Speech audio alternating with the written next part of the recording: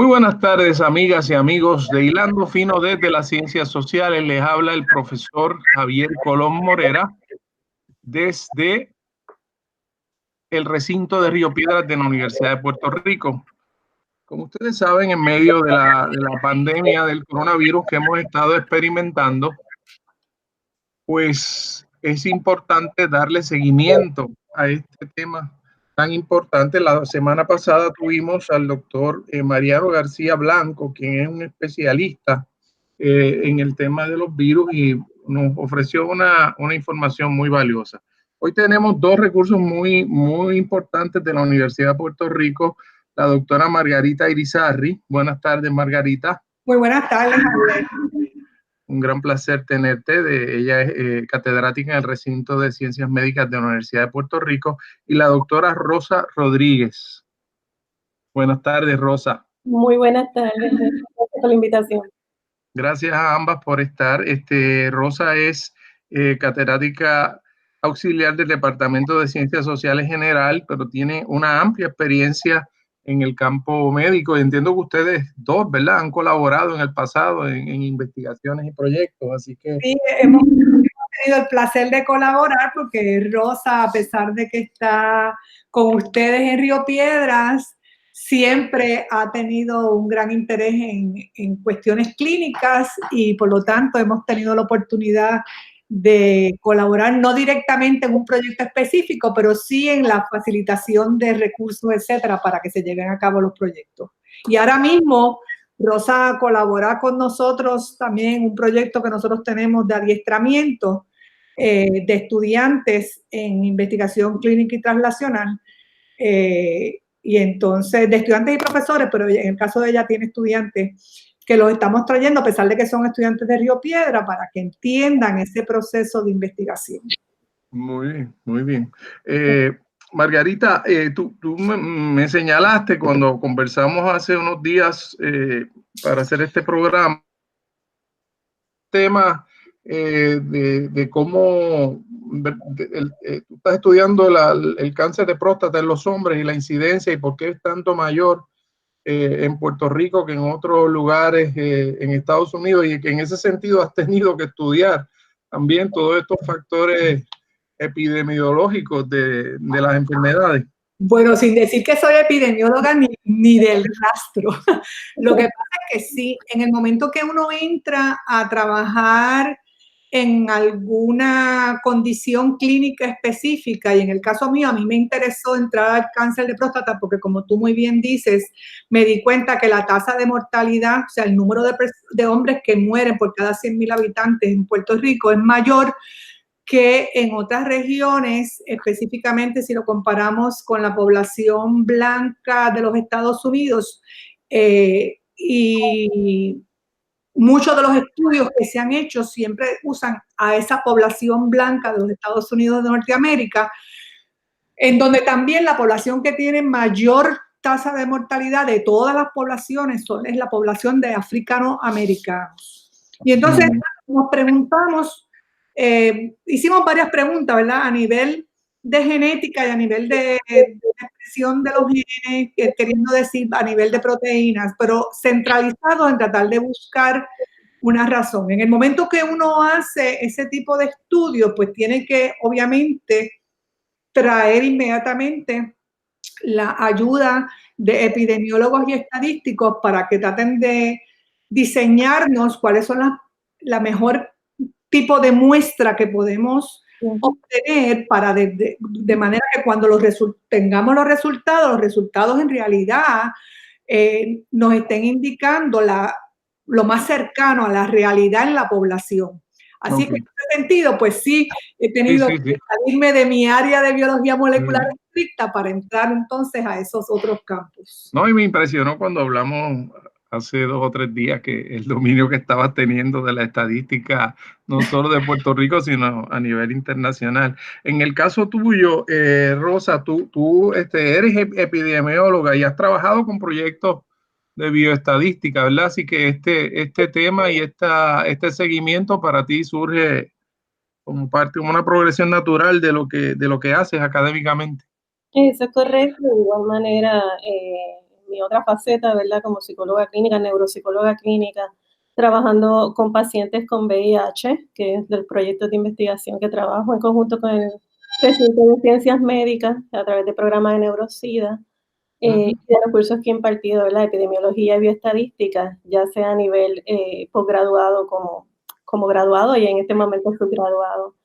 Y que hemos tenido, ¿verdad? Ese contacto no solamente con la doctora Irizarry, sino a nivel de lo que tiene que ver con enfermedades crónicas principalmente, que era lo que estábamos mirando, y ahora con estos nuevos resurgimientos que hemos tenido de igual manera en otras áreas, ¿verdad? Enfermedades infecciosas y ahora virales, ¿verdad? Y bacterianas. Pues Margarita, vamos a comenzar con los datos de Puerto Rico, que es lo que están reflejando, nos ayuden ambas a entenderlos.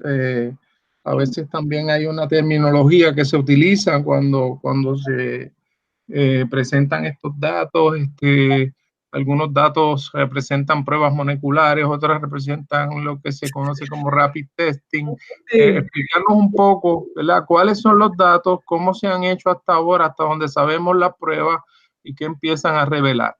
Haciendo la salvedad de que estoy usando los datos como los publican, ¿verdad? No tengo una información más allá del boletín que está produciendo el grupo de trabajo, el llamado Task Force, que se creó hace 10 días atrás para atender esta emergencia médica. Bueno, pues voy a hacer referencia a los últimos 2 informes. En el informe de lo que se tenía hasta el 28 de marzo, y claro, el informe recoge el 28 de marzo, pero se publica el 29, al igual que el informe que salió publicado esta mañana, ¿verdad? Que hoy es 30 de marzo, que refleja lo que se tenía hasta el 29, es decir, ayer. Bueno, el 28 de marzo se habían hecho 1.785 pruebas. Al 29 de marzo se habían hecho 1.899 pruebas. Eso implica o da a entender que en esas 24 horas lo que se hicieron fue 113 pruebas adicionales. Okay. Al 28 de marzo habían 127 positivos, al 29 de marzo hay 174 casos positivos. Al 28 de marzo habían 841 negativos y al 29 de marzo habían 931 negativos. Al 28 de marzo habían 817 casos pendientes. Esto es, son pruebas que se enviaron a hacer el análisis, pero su resultado no se tiene. Y al 29 de marzo habían 794 pruebas pendientes. El informe del 29 de marzo, o sea, el que salió esta mañana, dice que hubo 47 casos nuevos desde el último informe. ¿Qué es lo que nos preocupa? Nos preocupa que si miramos estos datos y tomamos en general un número de que nosotros en Puerto Rico somos 3.2 millones aproximadamente, puede que tengamos menos ahora mismo, ¿verdad? Nosotros estamos haciendo muy pocas pruebas. ¿Y en qué nos basamos para decir eso? Bueno, nos basamos para decir eso en, primero, lo que la Organización Mundial de la Salud ha recomendado. La Organización Mundial de la Salud recomienda 2 cosas principalmente. El llamado aislamiento físico, y de hecho queremos hablar más del aislamiento físico que el aislamiento social, porque el social implicaría que no nos podemos comunicar con nadie y gracias a Dios la tecnología permite. Esto que estamos haciendo aquí es contacto social. Por eso. Pero el aislamiento físico, ¿verdad? Como una manera de tratar de detener el contagio de persona a persona, pero también la necesidad imperiosa de hacer pruebas en la población. Esa es la parte que, aunque en Puerto Rico aparentemente estamos siendo exitosos en la parte del aislamiento físico, y hay que decir que yo concuerdo con la estrategia que se estableció hace 12 días o 13 días atrás, ¿verdad? Para el aislamiento físico y extendido ahora por 14 días más. No así hemos sido igualmente exitosos en hacer la parte de las pruebas. Nosotros estamos probando alrededor de una persona por cada 1.680 personas.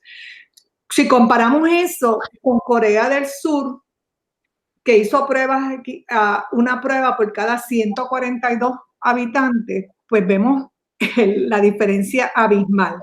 Recordando que en Corea del Sur... ¿Puedes repetir ese dato, Margarita? Repetir ese dato de la comparación. En Corea del Sur hicieron aproximadamente una prueba por cada 142 habitantes. Y siguen probando, dicho sea de paso, pero bueno, pero en el momento de la crisis más fuerte. Nosotros en Estados Unidos de Norteamérica se está al día de hoy haciendo una prueba por cada 786 habitantes. Y en Puerto Rico lo que estamos haciendo es una prueba por cada 1.685 habitantes. Lo que significa que en términos de utilizar las pruebas como una herramienta útil para ver en realidad cuál es el perfil de esta enfermedad dentro de la población, pues todavía, como dirían en el campo, estamos bastante cojos porque no hemos podido desarrollar suficientes datos para apoyar el modelaje. El modelaje, como muy bien puede decir la doctora Rodríguez, es esencial en estos momentos porque es lo que le permite a los entendidos en la materia poder hacer estrategias reales para detener el paso de la enfermedad. Y en eso es que estamos bastante cojos. Rosa, en esta semana se anunció por el gobierno de Estados Unidos que se va a extender el aislamiento social, ¿verdad? Había antes la idea de que esto podía terminar pronto, pero ya el presidente de Estados Unidos anunció que lo va a alargar hasta abril. Entiendo yo que las dos cosas están relacionadas, lo que está explicando la doctora Irizarry de las pocas pruebas que se están haciendo, y entonces ante esas pocas pruebas y ante la poca información que se tiene, resulta hasta más importante reforzar este aislamiento social o este aislamiento físico. Háblanos un poco de eso. Eso es correcto. Una de las cosas, ¿verdad?, que se está hablando con una medida y que es sumamente importante es este aislamiento social. Nosotros hablamos de aislamiento social en epidemiología, pero obviamente si uno lo mira, pues realmente es un aislamiento físico, mantener esos 2 metros o 6 pies de distancia de las personas y mantener otras medidas, ¿verdad?, de higiene universal que son sumamente importantes en este momento. Recuerden que una curva epidemiológica, que es lo que tanto se ha hablado, es una representación gráfica que me da una información de una epidemia, un brote o una pandemia que está ocurriendo. Entonces, lo que realmente hace es medir ese número de casos de una patología en un periodo determinado de tiempo. Eso implicaría que necesitamos, ¿verdad?, tener un buen cernimiento no solamente de los pacientes, de las personas que están sintomáticas, sino de las asintomáticas. Implicaría que debemos de hacer pruebas. Así que cualquier otro estimado, cualquier otra representación que se dé de esa curva es un estimado en base a lo que estamos viendo con los números que tenemos. Al momento, por ejemplo, el Instituto de Estadística nos está diciendo que hay 1.899 en total de personas evaluadas o bajo evaluación, proveyendo datos del Departamento de Salud, del Hospital de Veteranos y de los laboratorios privados. Para la cantidad de casos que ha sido confirmada al día de hoy, que es aproximadamente 174 positivos, 931 negativos y tenemos pendientes 794. Si uno mira, ¿verdad?, esos números, nos está dando la cantidad de casos positivos versus la suma que tenemos de los casos que tenemos pendientes, o sea, de los evaluados. Pendientes y negativos, estamos hablando de aproximadamente un 16%. Eso nos estaría implicando que podríamos estar esperando alrededor de 125 casos más si siguiera esta tendencia.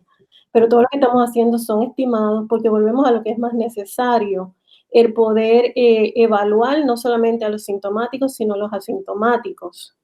Así que es sumamente importante el tener estas pruebas, ¿verdad? Y que se pueda evaluar a todo el mundo que haya sido expuesto y en este momento todos estamos expuestos, ¿verdad?, a lo que es el SARS-2 o el COVID. Que en cierto sentido, Rosa, si te entiendo bien, tú estás esperando con muchas ganas que se amplíe un poco más esta muestra se ha hablado de iniciar entonces un proceso de 200,000 pruebas, que entonces ahí pensaría yo que se va a empezar a obtener una data más importante en términos del tema de la prevención, porque ahí, pues, como tú señalas, puede que se identifiquen más personas asintomáticas que sí han sido expuestas al virus y podrían entonces transmitirlo aunque fueran asintomáticas, que es uno de los problemas más difíciles para el manejo de esta pandemia. Eso es correcto. Nosotros estamos viendo que están aumentando los casos, pero también está aumentando el número de personas que están siendo, que han sido cernidas, ¿verdad?, o evaluadas bajo la prueba.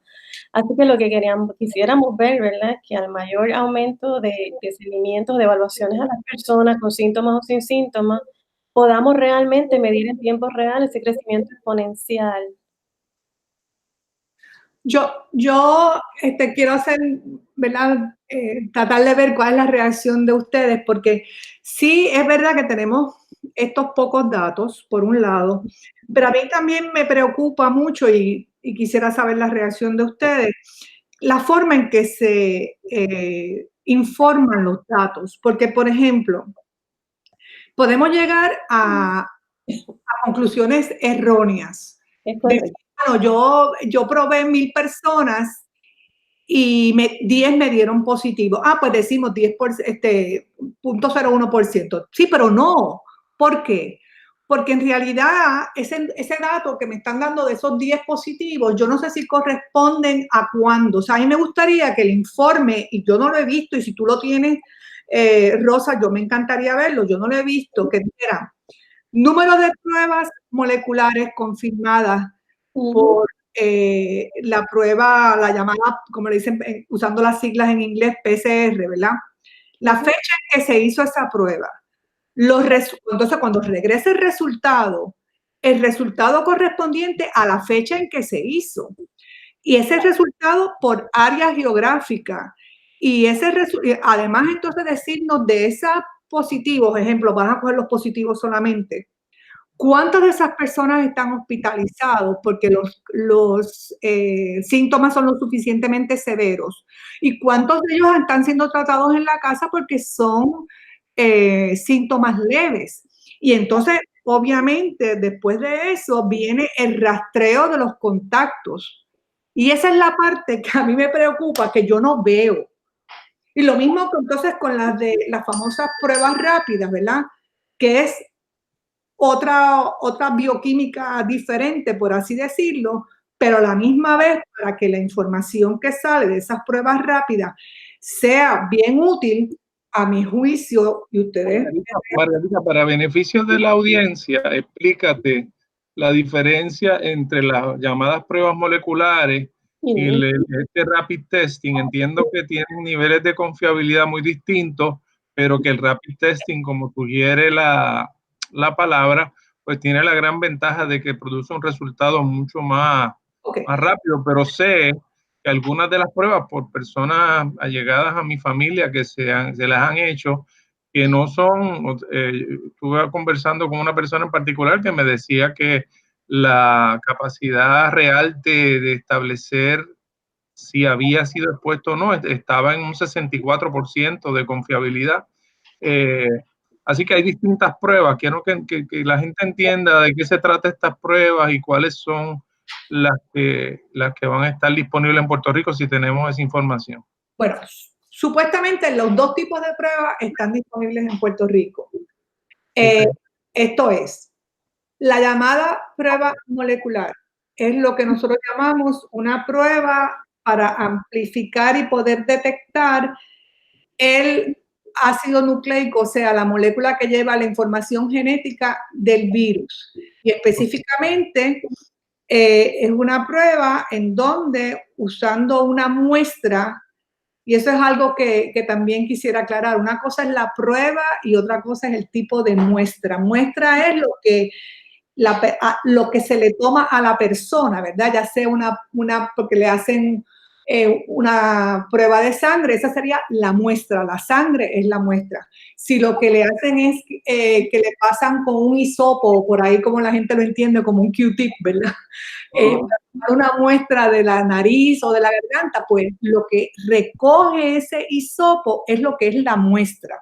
Y entonces la prueba es lo que se va a hacer con esa muestra. Bueno, pero en fin, son dos tipos de información diferentes. En el caso de la llamada prueba molecular, se detecta sí o no la presencia del virus, porque lo que se está buscando mediante esa prueba es el RNA, específicamente el ácido ribonucleico, o sea, la genética, la molécula de la genética del virus. Y específicamente hay 3 regiones en una de esas información genética, que es lo que la prueba mide, sin tener que entrar en los nombres, ¿verdad?, específicos de los genes, etc. Son 3 áreas y te da sí o no. En el caso de la llamada prueba rápida, es una prueba que ahora no está buscando la genética del virus, sino que está buscando la reacción del cuerpo de la persona a la presencia del virus mediante la producción de proteínas en sangre que nosotros llamamos anticuerpos. Okay. Así es que ahora, ¿qué pasa? Todos nosotros, cuando somos expuestos a algo que es extraño a nuestro cuerpo reacciona, ¿verdad? Y algunos somos mejores que otros en poder reaccionar y a lo mejor yo estoy expuesto, por ejemplo, a alguien que tiene influenza y desarrolló anticuerpos, yo personalmente, y no me da una influenza muy, muy fuerte, pero otra persona expuesta a la misma persona, a esa paciente, ¿verdad?, anterior que tenía influenza, pues no es capaz de desarrollar esos anticuerpos a la misma velocidad y entonces posiblemente pues le da una influenza más fuerte. Así que nosotros todos expuestos a algo que sea diferente al cuerpo, empezamos a desarrollar anticuerpos. Y la gente posiblemente lo más que ha oído de anticuerpos es inmunoglobulina. Eso le suena porque una vez le inyectaban inmunoglobulina a la gente para reforzar el sistema inmunológico. Bueno, pues la prueba rápida detecta la presencia de esas inmunoglobulinas. El primer tipo de inmunoglobulina que se produce es una que se llama IgM y el segundo tipo es IgG. ¿Qué pasa? Y ahí viene lo de los porcentajes. No tenemos, los datos no nos dicen todavía cuánto tiempo pasa desde que una persona fue expuesto al coronavirus y desarrolla la IgM. En teoría, ¿verdad?, de acuerdo a otras pruebas inmunológicas que hay, entre 7 y 10 días la persona debería haber por lo menos desarrollado el IgM. Y en ese momento, si se hiciera la prueba, debería dar positivo a IgM. Si diese positivo, ¿qué es lo que nos diría? Nos diría que la persona estuvo expuesto a el coronavirus. Okay.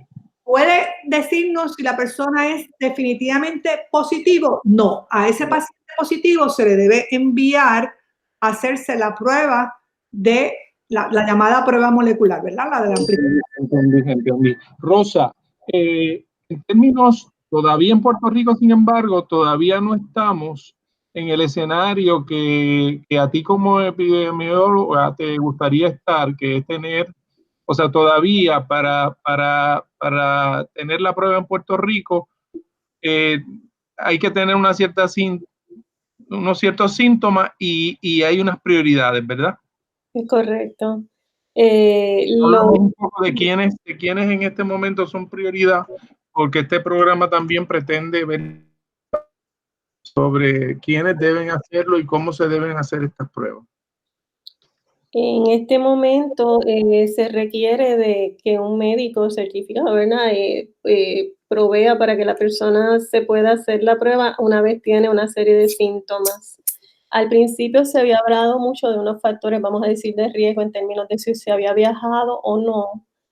Ahora, bajo este nuevo escenario y entendiendo que el coronavirus o COVID-19 eh, ha sido algo en términos de salud pública emergente y cambiante, con escenarios que cambian a diario, eh, pues ya se puede estar pensando en contagios de tipo comunitario, de personas que no han estado expuestas a lo que al principio se entendía que era un factor de riesgo, como era el haber viajado o el haber estado expuesto. Eh, Sí es cierto que se han tomado unas medidas de prevención muy oportunas, a en base a, como yo digo, el aprendizaje vicario de lo que estamos viendo en otros países, que lo que hacen realmente es, tratar de disminuir la cantidad de casos, y contagios como van llegando, pero sí es sumamente necesario, que se realicen las pruebas tanto a las personas sintomáticas como asintomáticas que hayan, estado o entiendan que han estado expuestos al coronavirus. Pues dentro de los grupos prioritarios están el personal médico y están los envejecientes, entiendo. Correcto, personas, con situaciones, personas de adulto mayor, estamos viendo que, por ejemplo, la media en Puerto Rico de edad va de 50 a 59 años, o sea que es ese periodo donde estamos viendo más personas diagnosticadas positivas con coronavirus, antecedido por los de 40 a 49 años y seguidos de 60 a 69 años, pero nuestra media es aproximadamente, ha ido variando, hace unos días era 49 años, ahora ha subido un poco a 56 años, o sea, esto es algo que puede ir variando según vayamos diagnosticando. Tenemos que recordar que en la medida que nosotros podemos hacer esa detección precoz, podemos ir controlando, ¿verdad? La epidemia y esperamos que cuando tenemos una epidemia empiecen los casos, se vayan afectando progresivamente a la población, que es nuestra masa crítica, y cuando esa masa crítica de población vaya desapareciendo, entonces esperaríamos que esa curva vaya bajando. Así que el objetivo de todo es detectar o diagnosticar de forma precoz y poder actuar al inicio, ¿verdad? Para que estos casos no aumenten tanto y nos lleven a lo que es una gran preocupación de salud pública, que es el colapso de nuestros sistemas de salud. Bueno, vamos a hacer una primera pausa en este programa de Hilando Fino y regresamos de inmediato con las doctoras Margarita Irizarry y Rosa Rodríguez discutiendo el tema de la pandemia que está afectando el mundo, pero concentrándonos en este caso en particular en las medidas que se están tomando desde Puerto Rico. Regresamos en breve a Hilando Fino.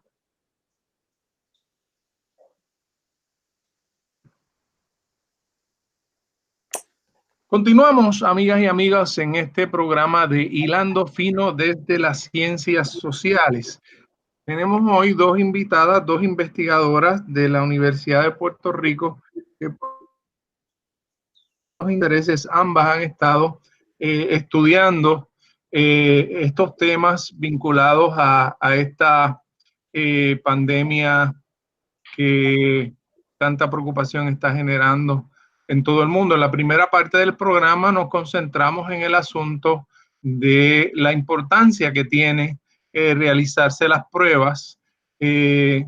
Quizás, Margarita, podríamos entrar ahora un poco en que hables de cómo ha sido tan esencial los países que en efecto temprano en el juego lograron establecer pruebas confiables que permitieron desarrollar estrategias efectivas. Creo que en ese campo podemos ubicar a Corea del Sur y podemos colocar también a Singapur en distinción de países como Italia, España y parecería que también Gran Bretaña, que tomaron otra ruta. De hecho, en el caso de Gran Bretaña me llamó mucho la atención, quizás ustedes me lo pueden explicar, que en un momento dado Gran Bretaña jugó con la idea de crear una inmunidad a esto. He visto Esto es una pregunta para ambas. He visto información de que para crear inmunidad, por ejemplo, en el caso de Estados Unidos, que tiene 300 millones de personas, habría que lograr un contagio de 150 millones de personas. Unos números que me parecen, ¿verdad? Extraordinarios, y eso produciría un nivel de fallecimiento de personas, sobre todo envejecientes, muy alto. Estoy poniendo muchos temas ahí sobre la mesa. ¿Quién se aventura? Bueno, como había mencionado anteriormente, ¿verdad? Corea del Sur, que dicho sea de paso, no confinó totalmente a su población. Ellos tuvieron un foco de infección que fue detectado a través de las pruebas, obviamente, causado por una aglomeración de personas que creo que fueron a una iglesia, a un culto o algo. Bueno, pero fueron muy efectivos en irse a todos los contactos de personas que habían estado en esa actividad, que para que tengamos un paralelo a Puerto Rico, si lo queremos decir así, sería a todos los contactos de la gente que fue al Festival de Salsa. Porque, ¿verdad? Nos enteramos ayer que el médico panameño que había estado en ese festival murió. Bueno, pues sería el equivalente de ir ahora a buscar a toda esa gente que está en ese festival y hacerle la prueba. Para entonces... Es normal, Margarita, en eso se usan parte de los propios celulares. No te oigo. En esos casos hasta se utilizan los propios celulares de las personas para identificar. Bueno, lo que pasa es que ahí vienen ahora otro tipo de problemática en el que podríamos entrar, que es nosotros somos muy celosos de la privacidad. Claro. Pero se ha estimado, ¿verdad?, que el uso de la posibilidad que tiene el celular de hacer una geoposición, o sea, que te dice dónde tú estuviste, etcétera, etcétera, sería bien útil para poder rastrear a esas personas que estuvieron en contacto con este paciente que acaba de morir. Así es que, bueno, pero regresando, ¿verdad? Corea, sin tener que cerrar, entre comillas, todo el país, ha podido controlar el número de individuos que se están contagiando porque ha probado gran cantidad de la población. De hecho, en el día de ayer, me parece que sale un artículo donde se dice, lo publica la Universidad de MIT y se titula Why the US Can't Go Back to Work by Easter. Y en resumen, cuando uno lee el artículo, lo que le dice es que necesitamos hacer un muestreo aleatorio, serológico, que es el que yo estaba explicando de los anticuerpos, en la población, para saber quiénes han estado expuestos y quiénes no, y de los que están expuestos, quiénes tienen síntomas y quiénes no, porque sabemos que va a haber gente que nunca va a desarrollar síntomas, pero qué bueno por un lado, ¿verdad? Porque esa gente sí tenemos que aislarlos porque pueden contagiar a otra persona, si es que están activamente con el virus, pero por otro lado, son gente que los podemos tomar también como una de las cosas que se están planteando es si esa gente que desarrolla anticuerpos en su plasma, si ese plasma se podría utilizar como una fuente de anticuerpos para pacientes que estén en un momento dado combatiendo la enfermedad. Como un tratamiento, no como una vacuna, como un tratamiento.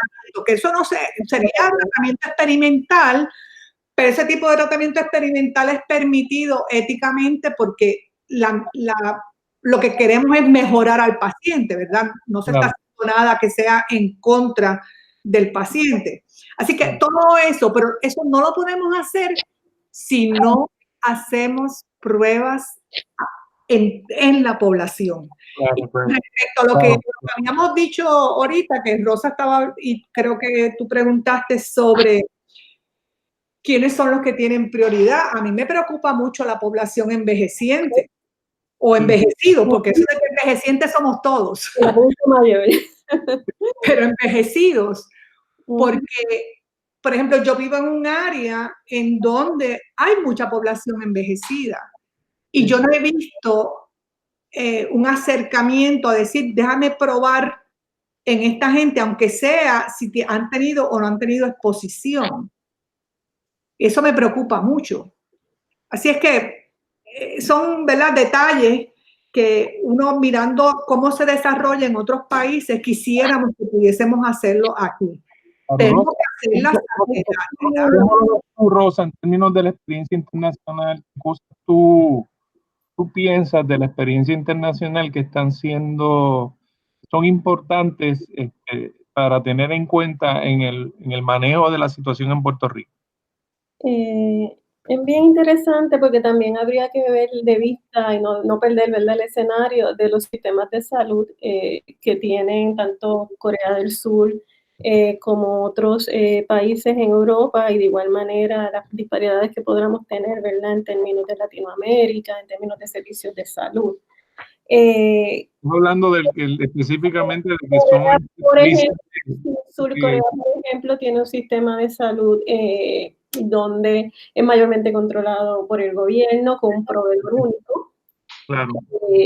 De igual manera, ellos derivan todos sus casos a la área privada, y la prevención pues la han dejado en la parte pública, así que tienen un sistema mucho más controlable para ellos en términos de poder hacer esas intervenciones de manera más rápida. Habían tenido también la experiencia del SARS también, ¿verdad, Rosa? Perdón, yo tuve la experiencia del SARS. Que le había es correcto. Bandera de que esto podía volver a ocurrir. Exacto, ellos tuvieron la experiencia del SARS. Recordemos que este es el SARS-2, es novel, ¿verdad?, porque aparece en los mercados de Wuhan en China en el 2019. De igual manera, pues también la epidemia que tuvimos de MERS, ¿verdad?, en el Medio Oriente. Así que han sido un poco de aprendizaje, tal vez, en cierta manera. Tal vez lo debimos tomar de otra manera y aprender un poco más de esto cuando sucedió, porque en esos momentos es cierto que estuvo en esa área, en ese periodo, en esas regiones en particulares, y no tuvo tanta trascendencia como ahora el COVID, ¿verdad?, o el coronavirus 19, COVID-19. Así que es que también hay que mirar, ¿verdad?, la perspectiva de qué les ha funcionado, qué no ha funcionado, y mirarlo, ¿verdad?, como un aprendizaje en ese sentido. Por ahora, nosotros sabemos que hay una gran cantidad de exposición. El adulto mayor, como dice la doctora Irizarry, se ha identificado como una población vulnerable a esta pandemia, mayormente porque tienen muchísimas otras condiciones comórbidas o concomitantes que podrían agravar, ¿verdad?, el panorama. En términos de salud, COVID se ha visto, ¿verdad?, que mayormente puede tener síntomas leves, moderados o asintomáticos, sin ningún tipo de síntomas. Y como dice la doctora Irizarry, qué bueno, pero a la misma vez preocupante en términos de que en eventos masivos, pues esto puede ser algo que nos juegue en contra en términos de tener una mayor cantidad de personas expuestas a contagio, donde tenemos un porcentaje alto. Las tasas de letalidad, por ejemplo, aunque han sido comparadas con influenza, COVID tiene una tasa que puede estar rondando entre 3-4%, pero en adultos mayores puede ascender hasta un 14%. Hoy el presidente, o ayer, el presidente Trump dijo que si morían 100,000 personas por virtud de esta pandemia en Estados Unidos, él iba a entender que eso era un, ¿verdad?, un trabajo meritorio, no sé qué palabra usó. Y entonces me puse a leer un poco sobre eso y me entero que por el flu en Estados Unidos, cuando ha habido casos graves de flu, han muerto hasta 60,000 personas en Estados Unidos por la influenza. Eso es correcto. O sea, que son son números grandes, o sea, más grandes de los que uno está educándose, ¿verdad? En medio de todo esto. El presidente Trump está reaccionando porque ayer el doctor Fauci, que ustedes saben que es el director del Instituto Nacional de Alergias e Enfermedades Infecciosas, hizo un pronóstico de 200,000 personas. 200,000 personas, tomando en consideración lo que está sucediendo hoy, o sea, ayer cuando él está hablando, obviamente, y asumiendo que se mantiene la restricción física, ¿verdad? De no estar en contacto físico, porque si no es así, entonces la cifra va a ser mucho mayor. Este virus, que también es bueno decirle porque ha habido todo tipo de teorías de conspiración sobre el origen del virus, ¿verdad? Que si se había hecho en un laboratorio, que ese tipo de cosas, ¿verdad? No ayudan mucho esas teorías. Sí, no, pero las hay. Pero gracias a Dios, ya, por ejemplo, ayer salió un artículo de unos investigadores de Gran Bretaña, Australia y Estados Unidos, incluyendo el Instituto Scripps, donde miraron la genética del virus, etcétera, lo compararon con otros coronavirus, porque los coronavirus son comunes, no es una cosa extraña, es una familia de virus común.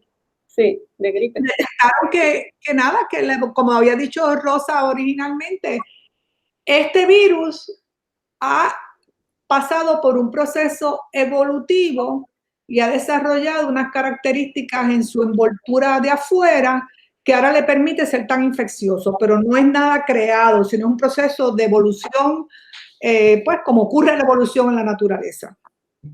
Rosa, no sé, pienso yo que puede haber mucho interés en nuestra audiencia en casos que se están planteando como tan agudos, como es el caso de Nueva York en este momento, además, habiendo una población allá puertorriqueña tan grande y habiendo unos vínculos tan grandes históricos entre esa ciudad y Puerto Rico, y además que ha sido una ciudad muy solidaria con Puerto Rico cuando hemos tenido crisis de los huracanes, de los terremotos, siempre se activa esa comunidad de una forma muy. Háblame un poco de por qué se ha tornado la situación de Nueva York en una situación tan delicada y el manejo de ese caso. En Nueva York es una área que se caracteriza por el flujo de personas de mayor diversidad de culturas. Así que, y también es la parada a veces obligatoria de muchos vuelos internacionales. Así que la realidad es que su población, en términos de la dinámica que ellos tienen, ¿verdad? De forma cultural, la diversidad de lugares que ellos están frecuentando, las actividades de tipo masivas, pues puede haber propiciado, ¿verdad? El hecho de que las personas hayan sido expuestas en mayor forma a lo que es el coronavirus o el COVID-19. Recuerde que esto es algo que es altamente contagiosa más que altamente letal. Y aquí lo que estamos mirando realmente es un virus, ¿verdad? Que se puede contraer de manera más fácil que cualquier otro, en términos de que puede ser en las gotas, ¿verdad? En aerosol, hemos visto que tiene a lo mejor la doctora Irizarry puede hablar un poquito más de cuánto dura, ¿verdad? En superficie, en aerosoles. Así que lo hace pues altamente contagioso y tal vez por eso altamente preocupante en términos de salud pública. Hemos estado expuestos en posiblemente muchísimas maneras, por eso una de las formas que se pueden disminuir esos contagios es si logramos que las personas, ¿verdad?, permanezcan en casa, ya sea en cuarentena en un primer paso y en un próximo paso tal vez manteniendo ese distanciamiento físico si necesitan salir del hogar y evitar compartir en grupos grandes de gente. Porque así logramos que la cantidad de personas infectadas en la población y con complicaciones, ¿verdad?, se mantenga baja y comience a bajar a través del tiempo. Eso es realmente la meta con todas estas medidas. Ustedes las dos apoyan de forma definitiva estas medidas fuertes que se están tomando en Puerto Rico de aislamiento social o físico, como se le llama. Yo entiendo que son necesarias, pero pongo siempre la cláusula de que son necesarias, pero tienen que venir acompañadas de una gran cantidad de pruebas en la población, porque si no, siempre nos estamos quedando medio ciegos, tal vez vamos a decir tuertos, ¿verdad? En poder hacer unas estrategias reales para contener el contagio. Eso es correcto. Bajo nuestro escenario actual, la mayor recomendación es mantener las medidas de higiene universal, mantenerse en ese distanciamiento físico, para que ir, ¿verdad? De cierta manera, logrando tener una curva más lenta, ¿verdad? En términos de contagio, pero como dice la doctora Irizarry, sumamente necesario, y creo que ambas estamos muy de acuerdo, que el hacer más pruebas nos van a dar un escenario real y nos van a permitir medir de manera certera lo que está sucediendo y no solamente estimar. Cuando hacemos estimados, tenemos, ¿verdad? Siempre un margen de error amplio y estamos sesgando también en términos de si tenemos pocos casos, pues pocas pruebas, perdón, pues no tenemos la posibilidad de mirar un escenario mayor, más amplio. Desde una perspectiva de salud pública, Margarita, ¿cómo tú evalúas la forma en que la población en Puerto Rico ha reaccionado a estas restricciones? Yo sé que no he hecho un estudio ni nada que se parezca. No, definitivamente no he hecho un estudio. Lo que sé es lo que oigo en las noticias. Sé que han tenido que intervenir con ciudadanos que violentan, ¿verdad?, las normas para empezar, del toque de queda, y por otro lado, inclusive de grupos donde se congregan personas, pero entiendo también que ha ido bajando. Así es que yo entiendo que en eso la población de Puerto Rico ha respondido bastante bien. Entiendo también que los comercios, por ejemplo, los comercios donde los supermercados, colmados, etcétera, el que más cerca me queda a mí, ha tomado medidas interesantes como limpiar, ¿verdad? Te entregan el carro donde tú vas a hacer la compra después que ellos mismos limpian. Esa es mi experiencia también. Sí. ¿Perdón? Y que esa es mi experiencia también. Así que entiendo que los comercios también están ayudando en ese proceso, ¿verdad? Para tratar de minimizar, como también algo que yo siempre había dicho que se debería hacer, pero que lo veo ahora en función de que te limpian la correa por donde tú pones los alimentos cuando vas a la caja a pagar, pues la están limpiando después de cada cliente. Así que todo eso me hace pensar que en ese sentido la sociedad puertorriqueña, que sabemos que es una sociedad gregaria, pues ha respondido a mi juicio bastante bien. Y en otra nota, si me permite, porque no quisiera que el programa se terminase, ¿verdad? Decir que también hay otros pasos positivos, ¿verdad? Por ejemplo, el fideicomiso de Puerto Rico para la salud pública, que está dentro del fideicomiso de Puerto Rico para ciencia, tecnología e investigación, está llevando a cabo una vigilancia vía el Internet. Y es una encuesta bien corta que se contesta diariamente. ¿A dónde tienen que ir las personas para contestar la pregunta? Bueno, la forma más fácil de entrar es si entran al fideicomiso, así ponen en internet Fideicomiso de Ciencia, Tecnología e Investigación. Porque la otra forma, ¿verdad?, es yo darte está bien, eso es suficiente, que ponen en Google. Si entren ahí, cuando entren se van a dar cuenta que hay una pestaña, o de hecho yo cuando entro, no sé si porque he entrado tanto, automáticamente entro, pero si no, pueden poner dentro del Fideicomiso de Ciencia el Fideicomiso de Puerto Rico para la Salud Pública.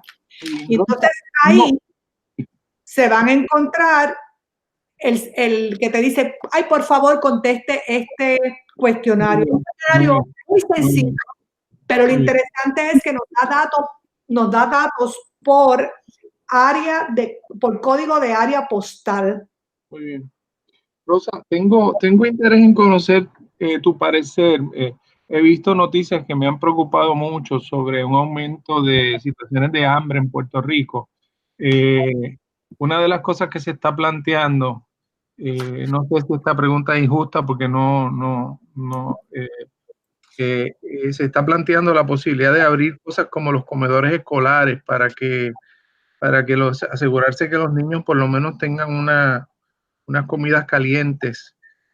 Hay formas de armonizar las medidas de salubridad con estas situaciones que pueden ser, ¿verdad? En cierto sentido de emergencia para evitar casos de hambre, sobre todo entre niños. Sabemos que la prevalencia de pobreza en la niñez es muy alta. ¿Tienes alguna opinión sobre eso? Nosotros sabemos que hay esfuerzos y que ha habido esfuerzo a través de las noticias. Hemos visto que, por ejemplo, el Departamento de Educación a través de los comedores había estado donando la comida que habían comprado por estos tiempos.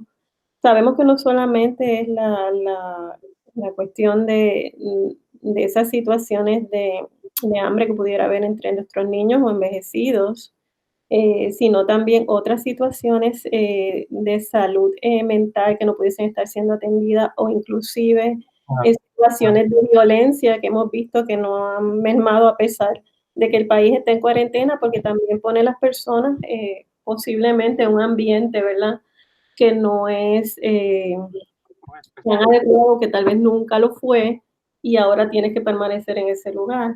Así sí que sí sé que son situaciones que se puedan estar dando y cómo se van a atender, pues un próximo paso, un próximo paso que es ahora en el sentido de ir delineando cómo se puede hacer la estrategia y un próximo paso luego que comience a disminuir el brote, ¿verdad? Los casos nuevos que puedan estar surgiendo. Es sumamente necesario a nivel social que también se atienda a esas necesidades. Tienes 2 minutos para terminar el programa. Solamente para mencionar que en la ciudad de Nueva York, donde tenemos, ¿verdad?, tantos puertorriqueños allí, porque se planteó esto mismo de que la comida en el comedor escolar era la única comida fuerte que tomaban los niños, lo que están haciendo es que la están cocinando y se las entregan en la puerta para el mínimo contacto. Muy bien, como están haciendo los negocios también. Correcto. La cocinan y entonces se la entregan a los padres de los niños que normalmente iban al comedor escolar. Exacto, de una manera segura, digamos, que de poder llevar ese alimento que es tan necesario para los niños, como se dice, la primera única tal vez comida que tienen al día. Sí, porque es que el nivel de pobreza infantil es un problema bien serio en Puerto Rico y nada, estamos tratando de hacer unos balances de intereses, pero ciertamente esto es un asunto que me parece a mí que el gobierno le tendría que dar prioridad a asegurarse que esos recursos le están llegando a estas poblaciones más vulnerables. Le agradezco mucho a ambas que hayan sacado de su tiempo y que hayamos podido hacer este programa siguiendo los patrones de distanciamiento físico.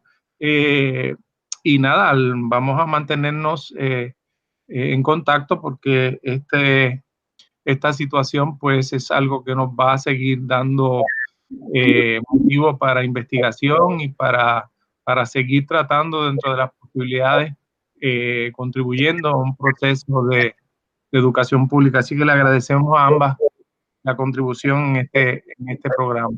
Gracias a ti por invitarnos. Ha sido un placer poder compartir con ustedes dos.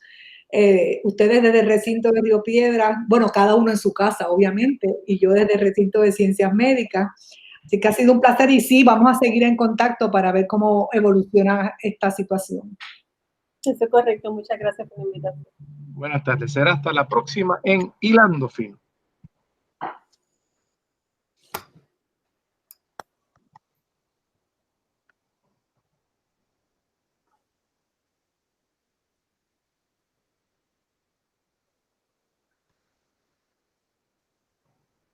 ¿Cómo fue? Muy bien. No, porque una cosa es como uno habla, tú sabes, otra cosa es como sale. Yo siempre me quedo pensando en eso. Ay, caramba, estoy aquí. No, yo quería, ¡ay!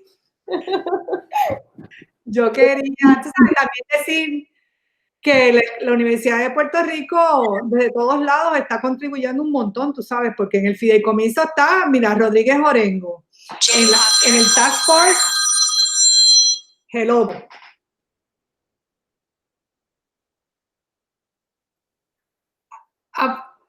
Pues conéctate porque yo estoy hablando con Rosa. Okay. Y en el famoso Task Force, la mayoría son de recinto. Tú sabes, hay gente que no, pero la mayoría son de recinto. Sí, hay mucho, se están haciendo muchísimas cosas también en términos de salud emocional, de áreas de psicología, que no lo tengamos acá. No, exacto. Ese es otro programa que a mí me gustaría que alguien hiciera, que a lo mejor tú lo podrías iniciar. ¿Cómo? ¿Quién y cómo? Porque está la línea Paz, y yo sé que está la línea Paz, pero ¿cómo? Tú sabes, yo creo que hay gente que no llama porque por las razones que sean, pero no van a llamar. Entonces, tú sabes, la gente está, como decía, no me acuerdo la columna que yo leí ayer, no me acuerdo, que decía que no le daban ni los buenos días, y ella dijo, pero ¿por qué no me dan los buenos días? Y una cosa no tiene que ver nada con lo otro. Sí, todo de lejos, todo, si ven a alguien tosiendo ya, pues salen, ese miedo, ¿sabes? Esa cosa de miedo, independientemente de los profesionales de la salud, como hubo también una columna de un infectólogo, no recuerdo el nombre, pero él decía, cuando me quito la persona tose y ahí entra mi miedo, me habré puesto bien el uniforme, estos de protección, estoy suficientemente protegido. sí. Ya se están dando los casos de la fatiga por compasión y se han visto muchos suicidios de personal de atención de primera mano, que son enfermeras y médicos, así que... No, aquí hay un problema, por ejemplo, en el hospital pediátrico. Tú sabes que el hospital pediátrico, la parte de neonatología, son estos nenes que nacen con muchísimos problemas. Y los padres van por lo menos una vez al día, ¿verdad? Que esos nenes están internados en la unidad, pero los padres están entrando sin ninguna protección. Lo único que le están haciendo es tomándole la temperatura a la entrada. Pero ¿qué pasa? Pues entonces el personal, las enfermeras, etcétera, que tienen que interaccionar con esos padres, están más o menos como en pánico. Porque la gente llega aquí y uno no sabe, pues, qué está pasando con ellos. Y entonces, y si se infectan estos nenes aquí, o sea, aunque los están tratando desde lejos, ¿verdad? Los están orientando, le están diciendo, pues, su hijo o hija están bien, están mal, lo que sea, pero no es, tú sabes, no, sí, está fuerte la cosa. Sí, bien difícil. Está bien. Ah, estás tosiendo, ¿viste? Ah, no, sí, soy asmática. Estoy en los riesgos. Ay, Dios mío.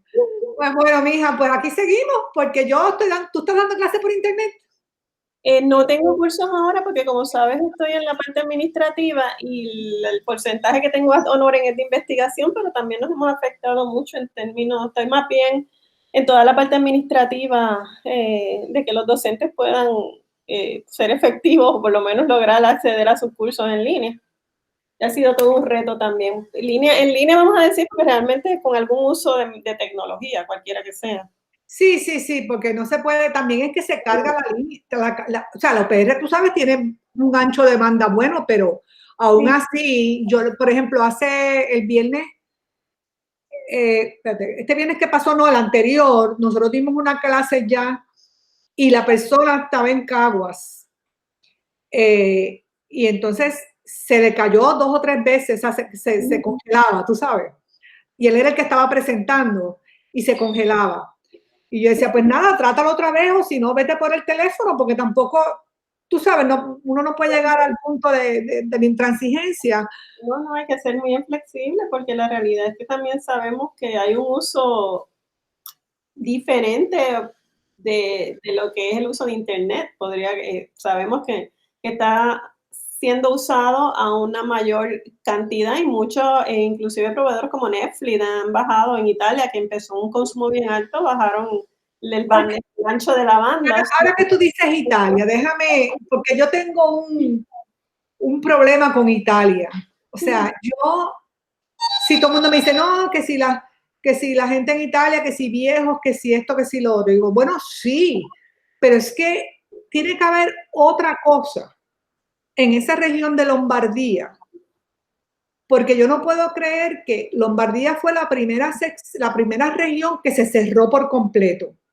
Y sin embargo, sigue siendo la región de más muertos, más contagiados, más, o sea, cuando tú lo miras, comparándolo con el resto de Italia. Y yo digo, pero ¿qué es lo que hay? Que obviamente yo no tengo idea, pero yo digo, tiene que haber otra cosa, porque no puede ser que esta gente lleva un mes aislados y todavía esos números siguen arriba. Yo no sé.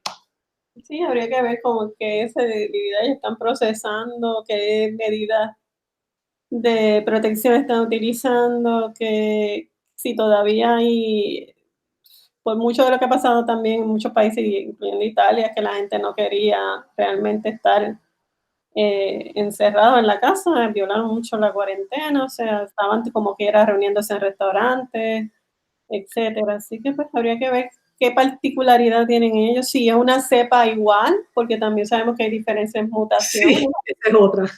Creo que ahí había leído, por ejemplo, en Islandia, que había un caso de un hombre que tenía ambas cepas, la que era más agresiva, más otra. Bueno, yo anecdóticamente tengo información de una persona de origen de la República Dominicana que llegó a Florida y la única razón por que lo sé es porque lo atendió, perdóname, el cuñado de una amiga mía y tenía 2 cepas de virus a la vez. Y se dieron cuenta.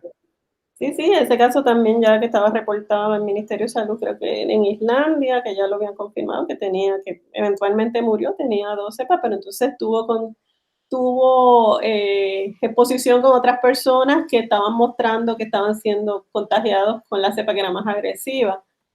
O sea que también es cierto que según mutó en China, también en Alemania creo que se habían visto otras cepas diferentes. Y va a seguir mutando porque esa es la historia de los virus, ¿sabes? Exacto. Esa, desgraciadamente. Es real, nosotros tenemos una vacuna para influenza, pero no para todas las cepas de influenza, o sea. Sí. Depende de la que esté en temporada. Si tengo la suerte que me vacunen en la temporada que estaba más activa, esta en particular, pues puedo tener mejor suerte que si está otra activa, que es posible que me contagie de igual manera. Pero nada, yo espero, mira, ayer yo oí a este muchacho, Juan Carlos, de allá de la Salud Pública, diciendo que iban a montar el sistema de vigilancia. Y por eso yo dije, yo tengo los datos que están publicados. Si ellos tienen otros datos más específicos, pues bienvenidos sean y qué chévere que los puedan usar Cintia y toda la gente que está ahí, esta niña, ay Dios, Enid García, ¿sabes?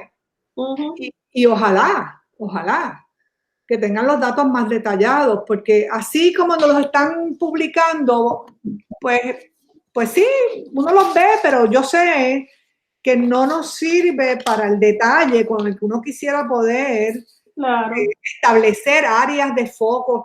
Yo no sé, por ejemplo, ahora mismo en el centro de la isla, que yo sepa, no hay ningún caso reportado, que yo sepa. La última vez que vi casos por región eran en el área metropolitana, Caguas, Mayagüez. No sé si en Ponce había 1 o 2, uno en Fajardo, qué sé yo, ¿sabes? Y yo digo, ajá, pues entonces los del centro de la isla, como están tan aislados de por sí, ahora se han mantenido libres. Si eso es el caso, mira qué chévere sería poder mantenerlos sin ningún caso. Por ejemplo. Sí, por ejemplo, pero bueno, esos datos no tenemos, por ejemplo, sí, en el Instituto de Estadística están los de Arecibo, Bayamón, Caguas, Fajardo, Mayagüez. También es cierto que se están reportando por región. La área metro y Ponce. Ponce tenía 3 casos. Ponce tenía 3 casos, ¿verdad? Yo vi el Instituto de Estadística, creo que fue ayer, hoy no lo había mirado. Sí, pero no ha actualizado mucho en realidad. Es básicamente lo que ellos tenían ayer. Ok. Así que eso es lo que, por ejemplo, los 174 casos que reportaron hoy, pues no están acá. Entonces, mira, tú sabes, eso, 113 casos, 113 pruebas es las que se hacen ayer. No entiendo, Rosa, porque aquí, supuestamente, el Departamento de Salud nada más, supuestamente, ellos podían procesar 100 casos, 100 muestras. Entonces, entre los laboratorios privados, que lo único que yo entiendo que está de verdad operacional es Toledo, ellos pueden hacer otras tantas pruebas. Entonces, ¿por qué es que estamos con 100 pruebas nada más? Yo no sé. Mayagüez, pues para el área de acá, hospital de veteranos que había reportado muchos casos al principio, pero la realidad es que ellos estaban midiendo a todo el mundo. Así que estaban evaluando mayor cantidad de personas que la que estaban evaluando al principio. Así que es lógico que tuvieran muchos casos. Así que es un poquito esa información un poco... Y es cierto que solamente tenemos la información que se está publicando. Sí, no, a lo mejor ellos tienen más información y ojalá tengan más información para que de veras puedan hacer, ¿verdad? Porque ellos decían que, eso es otra cosa. Esta gente, el Fideicomiso de Salud Pública, pues está tratando de hacer ese sistema de vigilancia. Yo le hice una crítica de que yo creía, porque ellos le preguntan, no sé si tú lo has entrado, pero ellos le preguntan a la gente cada uno de los síntomas por separado. Yo le dije que deberían preguntar los 3 síntomas a la vez. Lo podían preguntar por separado, pero los 3 síntomas a la vez. ¿Por qué? Bueno, porque mucha gente informa que tienen, qué sé yo, secreciones nasales. Pero secreciones nasales aquí tiene todo que sea alérgico, por ejemplo. Y no tiene que ver con el coronavirus, tú sabes. Este es el de la doctora Marzán Martínez. Ese es el de Melissa, exactamente. Pública de Ponce Health Science University. Exactamente, esa. Sí, el Fideicomiso de Salud Pública, sí, lo tengo. Exactamente.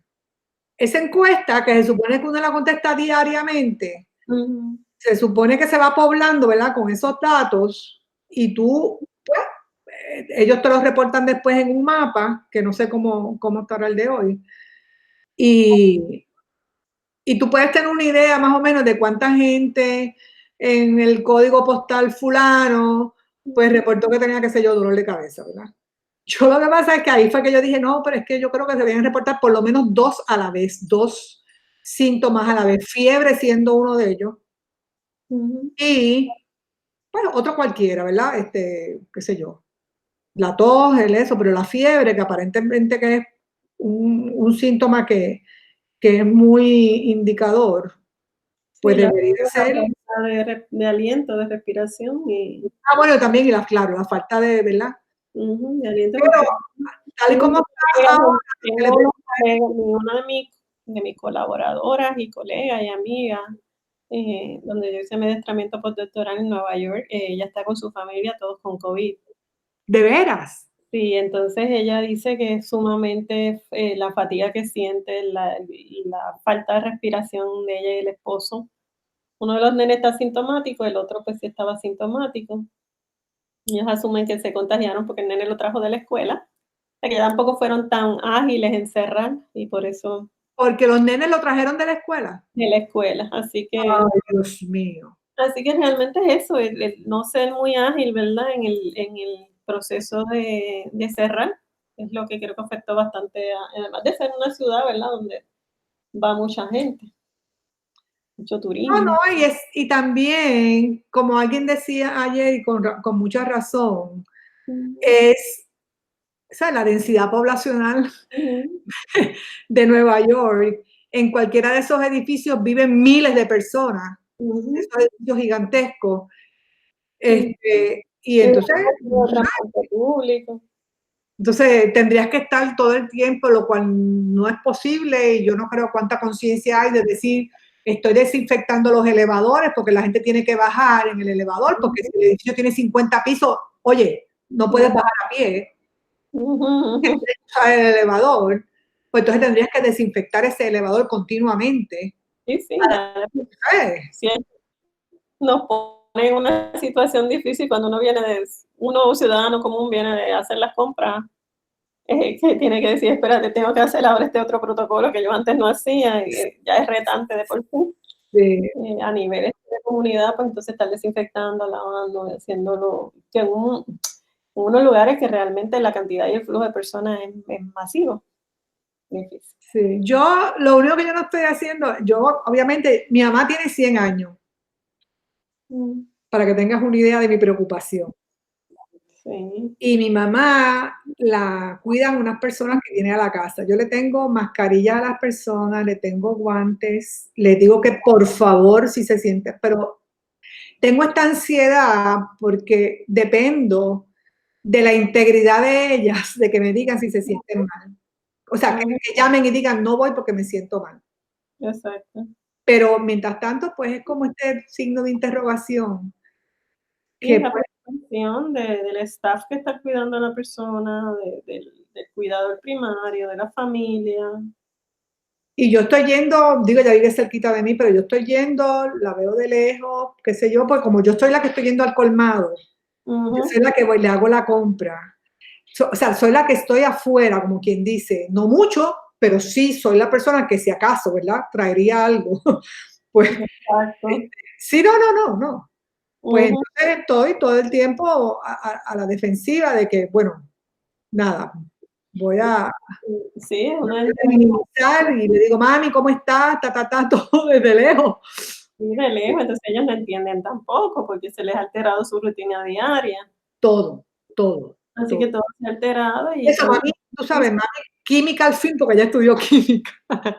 Pues tú sabes, me pregunta cómo está la cosa, y digo, pues mami, no está buena, está mala. Esperemos, ¿verdad?, que la gente se mantenga en su casa y pero pues, está difícil, está bien difícil la cosa. Bueno, Javier regresa. No, parece que no va a regresar porque me mandó un mensaje, nos mandó un mensaje por ahí de que nos hablaba después porque tenía que enviar el programa.